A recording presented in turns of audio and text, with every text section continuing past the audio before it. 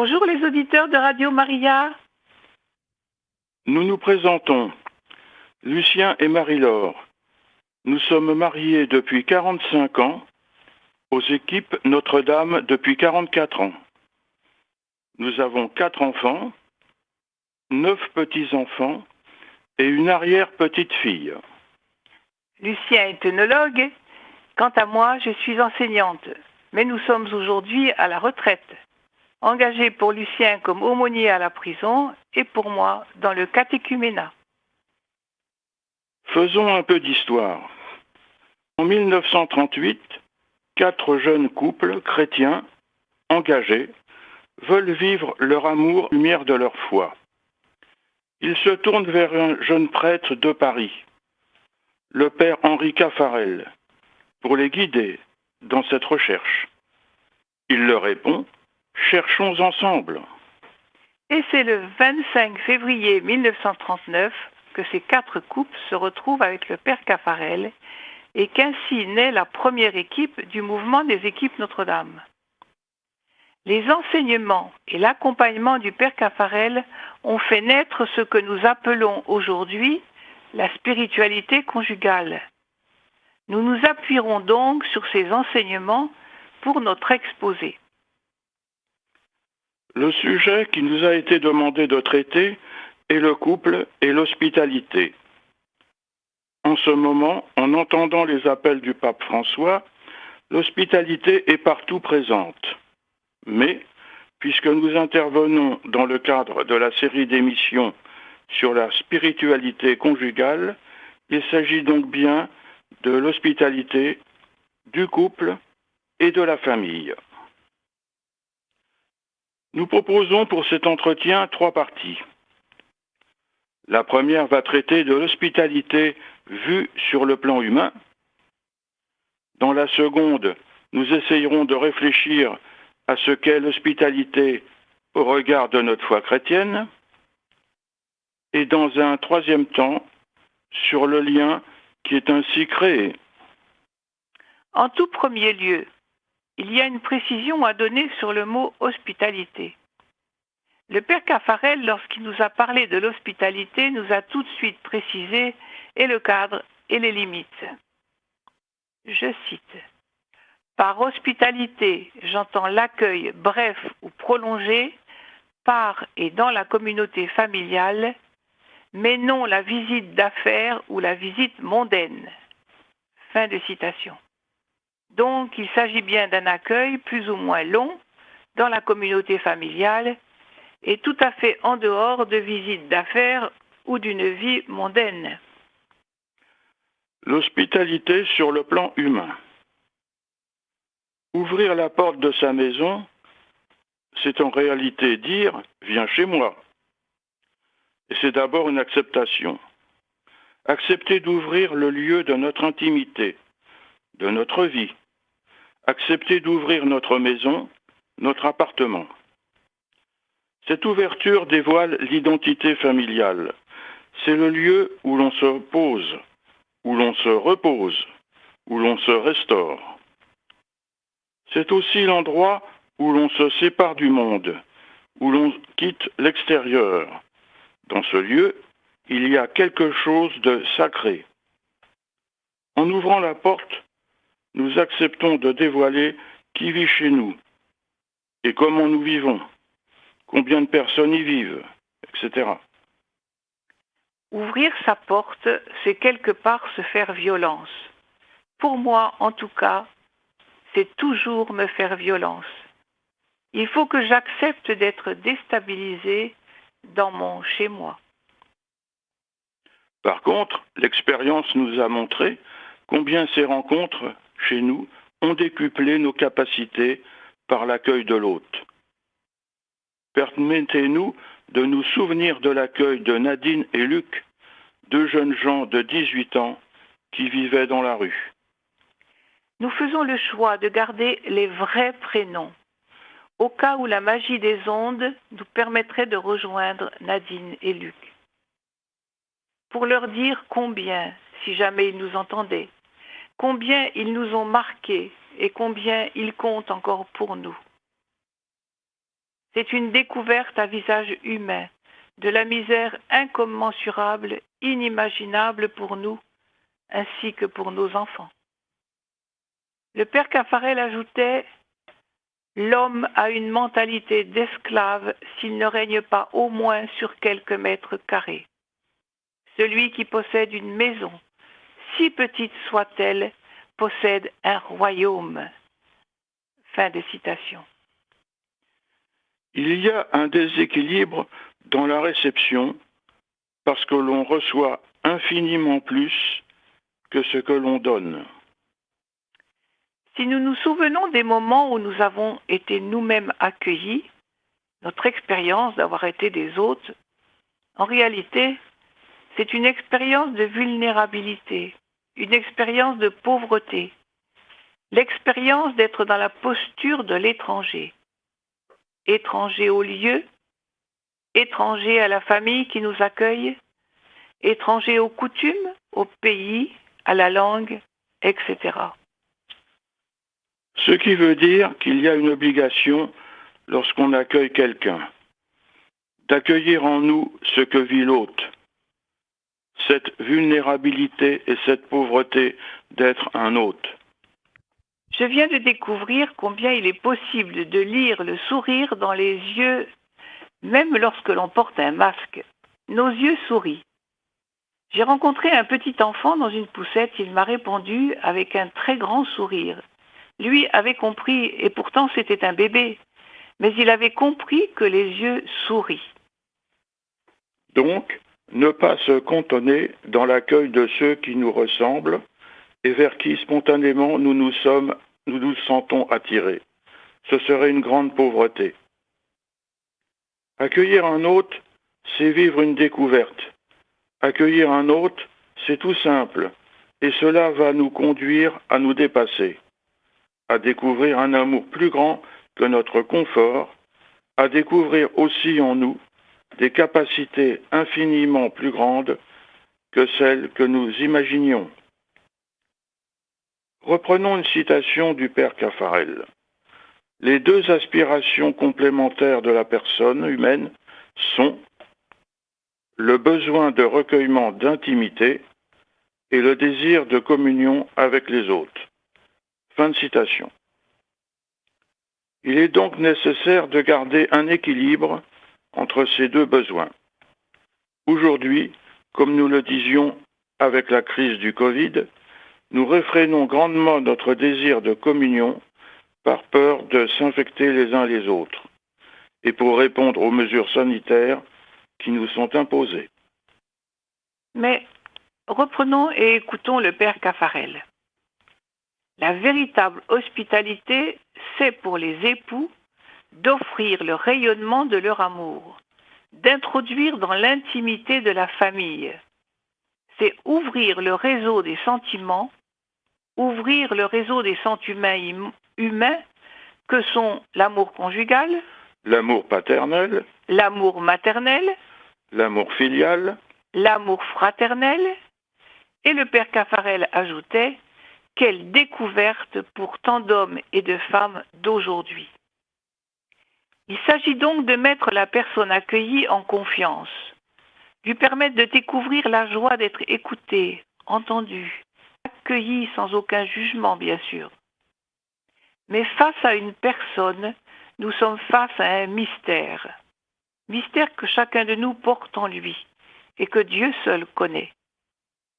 Accueillir un hôte, c'est donc accueillir ce mystère avec les yeux de l'enfant qui s'émerveille. Et c'est être enrichi par ce mystère.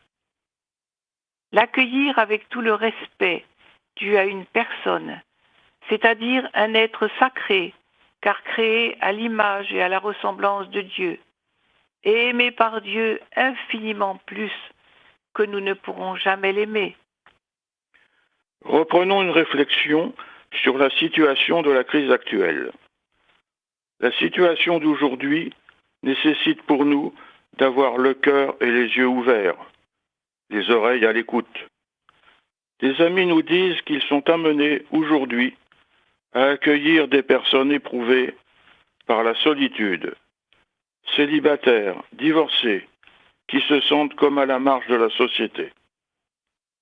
Certains accueillent des étudiants français ou étrangers. Nous avons eu la chance de rencontrer lors de notre responsabilité aux équipes Notre-Dame des équipiers vivant à Calais. Ils sont confrontés tous les jours à l'accueil des migrants étrangers de passage. Étrangers qui désirent vivre dans un monde meilleur, mais qui sont dans une extrême pauvreté, un extrême dénuement loin de leur pays. Ces équipiers nous disaient combien la situation était difficile pour eux. Comment répondre tout en préservant l'équilibre familial? Comment aider tout en acceptant les mesures gouvernementales? Nous avons été confrontés à des accueils liés à des situations de pauvreté extrême, y compris des enfants. Mais la richesse intérieure de ces personnes et leur soif de s'en sortir nous ont bousculés, nous ont enrichis au-delà de ce que nous aurions pu imaginer. Nous voulons dire aux auditeurs de Radio Maria, n'ayez pas peur, cette petite phrase « Viens chez moi », dites-la, ouvrez les yeux et vous verrez. Le père Caffarel nous disait encore « L'intuition du cœur fait découvrir celui à qui il faudrait adresser l'invitation « Viens chez moi ». Bien sûr, il faut ouvrir avec discernement.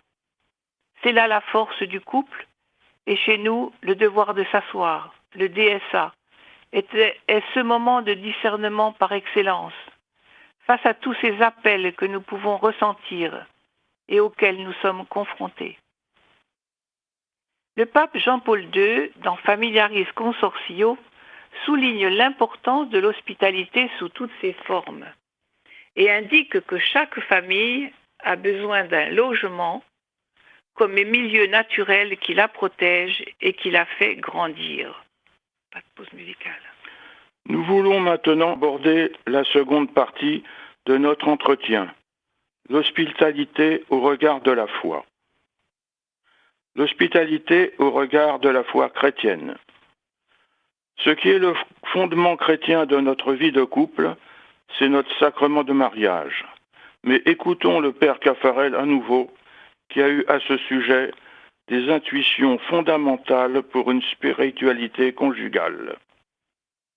Dans le mariage, c'est le couple qui se trouve être partie prenante du mystère du Christ. En effet, tandis que le baptême rattache un individu au corps mystique pour qu'il vive de la vie même de ce corps. Le sacrement de mariage, lui, rattache au corps mystique la communauté conjugale en tant que telle, l'homme et la femme en tant qu'ils ne font qu'un seul être, et ceci afin que le couple et la communauté familiale qui en est la fructification vivent de la vie du corps et en vivent en plénitude. Et le Père continue, la famille est la seule société humaine qui en tant que telle est incorporée au corps mystique, assumée dans l'ordre de la grâce. Une nation, un monastère même ne le sont pas. Fin de citation. Ceci est capital. C'est la grâce et la force du sacrement de mariage. C'est pourquoi on peut dire que le foyer chrétien, le couple uni par le sacrement de mariage, est une cellule d'église, une église en réduction. Assumés dans l'ordre de la grâce. Les événements de notre vie ne sont donc pas étrangers à la grâce de Dieu agissant en nous. Ce qui signifie qu'aucune action de notre vie n'échappe à la grâce de notre mariage. Et pour en revenir à l'hospitalité, les personnes que nous sommes amenés à accueillir nous sont donc envoyées par Dieu. Oui, c'est le Seigneur qui les a conduits vers nous. Mais sommes-nous donc pour les accueillir au nom du Seigneur? De nombreux papes se sont exprimés à ce sujet, à commencer par Jean XXIII aux équipes Notre-Dame en 1959, en appelant le foyer chrétien une cellule d'église. Il reprenait ce que disaient déjà les pères de l'Église. Écoutons le pape Benoît XVI dans une catéchèse en 2007 sur les témoignages d'Aquila et Priscille dans les Actes des Apôtres. Chaque maison, c'est Benoît XVI qui parle, chaque maison peut se transformer en une petite église. Non seulement dans le sens où dans celle-ci doit régner le typique amour chrétien fait d'altruisme et d'attention réciproque, mais plus encore dans le sens où toute la vie familiale, sur la base de la foi, est appelée à tourner autour de l'unique domination de Jésus-Christ. Ce n'est pas par hasard que dans la lettre aux Éphésiens, Paul compare la relation matrimoniale à la communion sponsale qui existe entre le Christ et l'Église.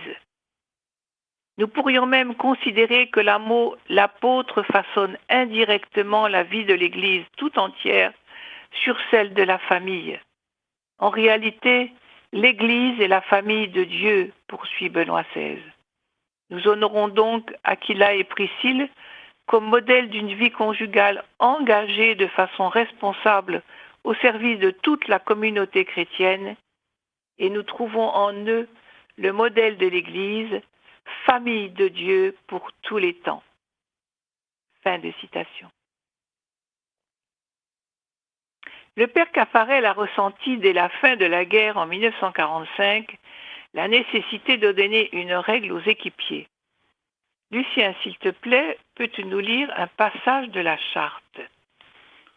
Dans la charte des équipes Notre-Dame, rédigée en 1947, il est dit « Ils veulent vivre pour le Christ, avec le Christ, par le Christ. Ils se donnent à lui sans condition, ils entendent le servir sans discuter, et ils le reconnaissent chef et seigneur de leur foyer. » Oui, c'est notre objectif, nous y tendons, mais cela nécessite de s'y remettre chaque jour. Pour revenir à notre sujet, l'hospitalité consiste donc à ouvrir non pas seulement notre foyer, mais à ouvrir la cellule d'église. En accueillant quelqu'un chez nous, nous lui offrons, en plus des richesses humaines, quelque chose d'infiniment plus grand, la présence du Christ. Si 2 ou 3 sont réunis en mon nom, je suis au milieu de vous, dit Jésus en Matthieu 18. C'est en nous appuyant sur ces paroles de Jésus que notre vie prend son vrai visage. Dans cette situation d'accueil, le père Caffarel insistait. Je cite, « Souvent les autres ignorent tout de ces réalités spirituelles. Il n'empêche que ce Christ, dont ils ne soupçonnent pas la présence au foyer, les enveloppe de son amour. L'autre ne voit pas au-delà des paroles d'amitié qui lui souhaitent la bienvenue, de l'amour de cet homme et de cette femme, de cette vie familiale. Mais, en fait, ces réalités sont comme sacramentalisées par elle. Jésus-Christ, à son insu, lui fait pressentir les réalités divines et déjà lui communique sa grâce, pour peu qu'il ne s'y refuse pas. » Fin de citation. Le Père demandait aussi souvent que cela soit possible, d'accueillir l'autre au cœur de la prière familiale. En ce qui nous concerne, nous, Lucien et Marie-Laure, nous confessons bien humblement que les personnes accueillies chez nous n'ont pas toujours vécu avec nous ces moments de prière. Pour ceux qui étaient trop loin de l'Église, il n'est pas toujours possible d'ouvrir à ces réalités. Néanmoins, l'un d'eux nous disait « Oh, ici, c'est la maison du bon Dieu ». Pressentait-il autre chose? Ce quelque chose qui passe à leur insu, la grâce, la présence de Dieu les enveloppe, et nous sommes bien impuissants à pouvoir en rendre compte. Nous sommes aussi souvent les premiers contacts avec l'Église. Nous vivons ainsi une fonction de médiation entre l'Église et le monde. Il nous faut être un relais sur la route. Marie-Laure, Peux-tu nous lire le passage du père Caffarel sur la source? Et comme un fleuve témoigne toujours de la source à laquelle il s'alimente, l'amour humain témoigne de cet amour divin sans lequel il ne serait pas. Par transparence, si je puis dire, l'autre pressent un autre amour, une autre union conjugale, celle du Christ et de l'Église. Sans doute il ignore que le mariage chrétien, ainsi que l'enseigne la théologie, est l'image de l'intimité du Christ et de l'Église. N'empêche que quelque chose de cette réalité divine filtre à travers l'amour de cet homme et de cette femme et dépose dans son cœur comme un mystérieux appel. Fin de citation. Engagés dans le catéchuménat, certains catéchumènes ont besoin davantage de présence que les seules rencontres en paroisse. Auprès de nous, car il ou elle rencontre aussi mon époux, ils se sentent autrement accueillis. Que découvrent-ils alors? Cela demeure leur secret. Le témoignage que nous avons essayé de donner aura été d'être le plus simple possible, vrai, à l'écoute, joyeux quand c'est possible, et laissant transparaître l'amour qui nous unit. Et celui qui donnera à boire même un simple verre d'eau fraîche à l'un de ses petits en sa qualité de disciple, amen, je vous le dis, non, il ne perdra pas sa récompense. En Matthieu 10.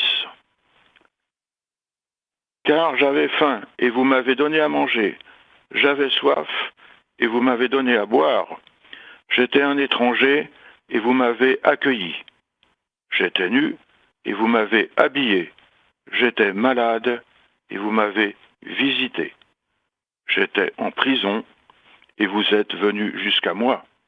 En Matthieu 25. Durant le temps de la préparation de cet entretien sur l'hospitalité avec Radio Maria, j'ai été frappée au cours de l'oraison par les nombreuses fois où Jésus a été accueilli dans la maison de Pierre et chez bien d'autres personnes tout au long de sa vie publique. Ne disait-il pas « Le Fils de l'homme n'a pas d'endroit où reposer la tête » en Matthieu 8. Aussi n'est-ce pas Jésus que nous accueillons chez nous, en l'hôte à qui nous ouvrons notre porte et notre cœur? Mais là encore, il faut reconnaître que cette lecture, nous pouvons la faire dans la prière et la relecture d'un DSA. Mais dans le vif de l'action, ce n'est pas toujours aussi clair. Le père Caffarel va jusqu'à parler d'un ministère de l'hospitalité. Nos maisons deviennent donc des relais sur la route du ciel. Le pape François ne cesse d'intervenir, de nous interpeller sur l'hospitalité sous toutes ses formes, y compris religieuses, comme lors du voyage qu'il vient de faire en Irak. Dans Amoris Laetitia, au paragraphe 324, le pape met en lumière le rôle et la présence de l'Esprit Saint dans la cellule familiale qui pousse le foyer à s'ouvrir, à accueillir. Je cite, « Lorsque la famille accueille et va vers les autres, surtout vers les pauvres et les abandonnés, elle est symbole, témoignage, participation de la maternité de l'Église. » Symbole, témoignage, participation de la maternité de l'Église. Nous ne sommes pas suffisamment conscients de cette richesse qui nous est confiée.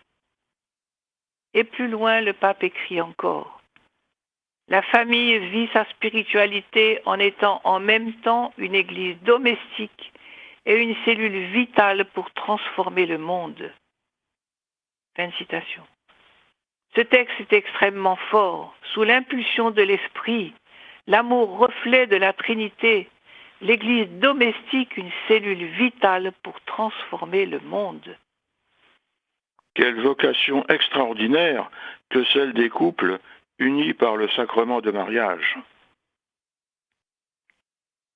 L'hospitalité aux équipes Notre-Dame est une seconde nature. Entré dès notre mariage aux équipes, il a fallu nous faire violence très vite pour accueillir une équipe de 5 couples et d'un prêtre à notre tour. Ceci a marqué notre couple dès son origine, avec l'accueil du prêtre, conseiller spirituel, dans notre famille.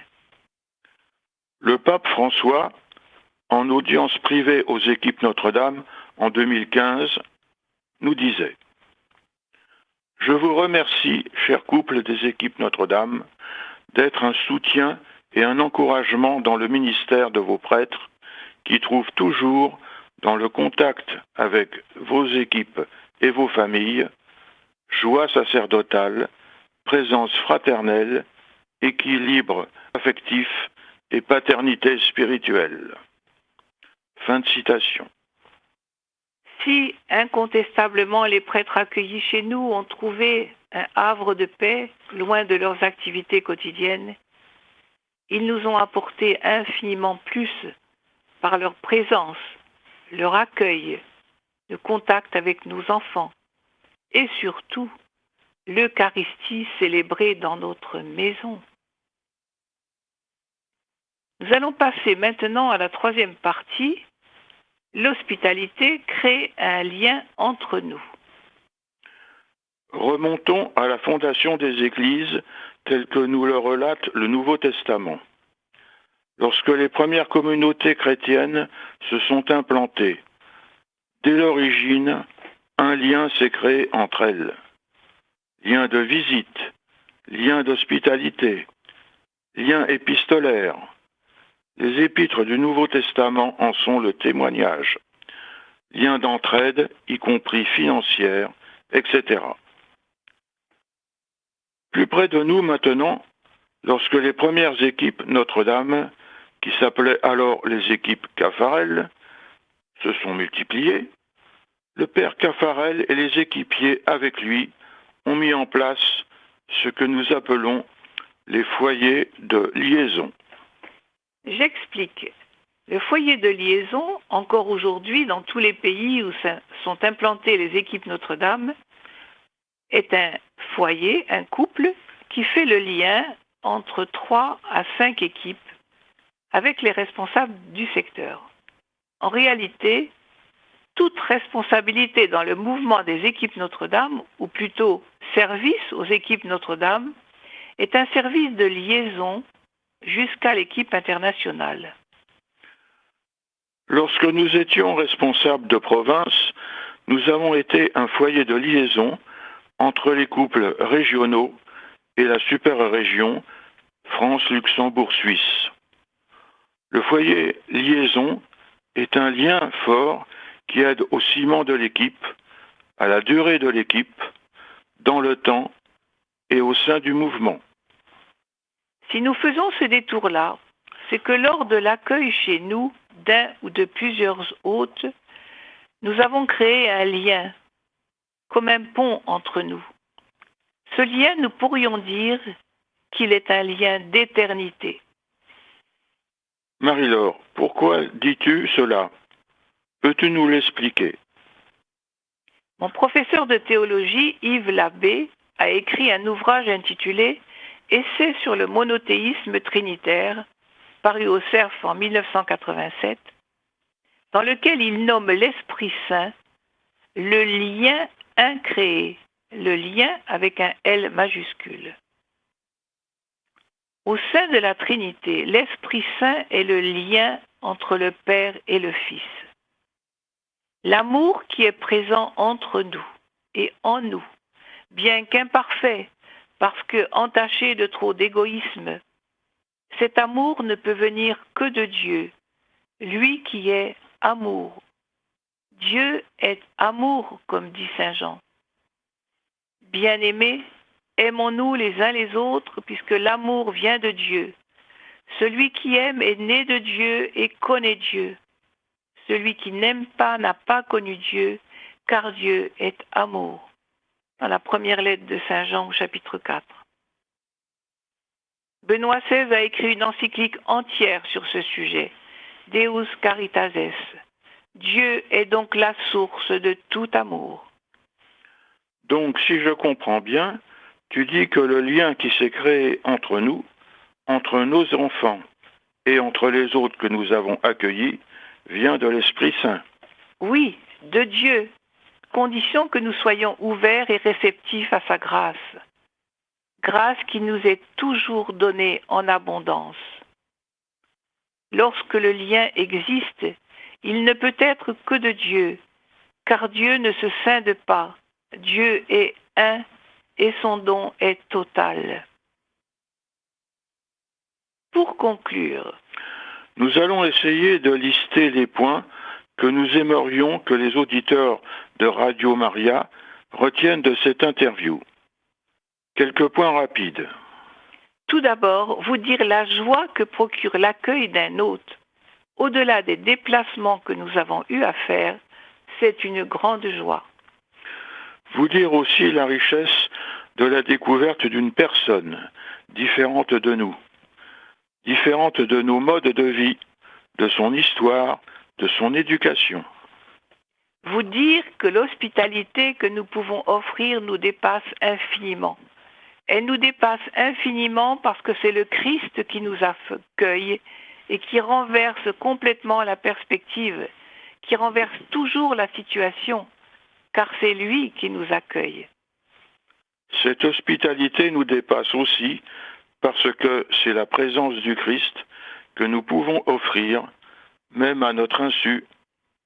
Ne sommes-nous pas des petites cellules d'église ? Le lien créé entre nous n'est autre que l'Esprit Saint, Esprit du Père et du Fils, et tous les liens véritables sont quelque part des liens d'éternité. Aurons-nous créé un lien avec vous, auditeurs de Radio Maria ?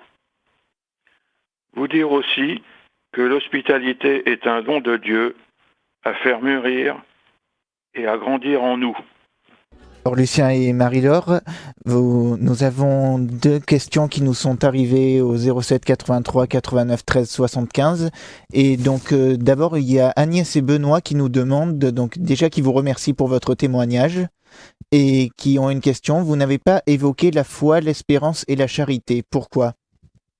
Lucien, tu veux répondre ? Oui. Alors, ce n'est pas facile de répondre à une telle question.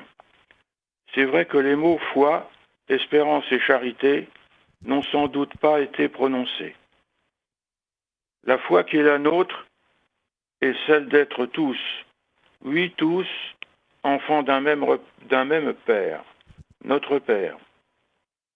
Père qui nous a créés, qui nous a donné son Fils Jésus par amour et qui est venu nous sauver. Nous essayons de mettre le Christ Jésus au centre de notre vie et de vivre sous l'impulsion de l'Esprit Saint. L'espérance, je dirais, que c'est ce qui nous pousse de l'avant. Quant à la charité, nous essayons d'être ouverts à l'amour que Dieu nous donne pour le donner à notre tour. Je ne sais pas si j'ai répondu à votre question. Et donc nous avons aussi une autre question de Catherine et Christophe. Comment ont réagi vos enfants aux différents accueils que vous avez faits au sein de votre famille ? Merci de nous poser cette question. En préparant l'émission, nous avons interrogé nos enfants. La première réaction, ça a été de nous dire que pour eux, accueillir, c'était la fête. La fête parce que c'était une situation nouvelle qui apparaissait chez nous. Il y avait des nouveautés à découvrir.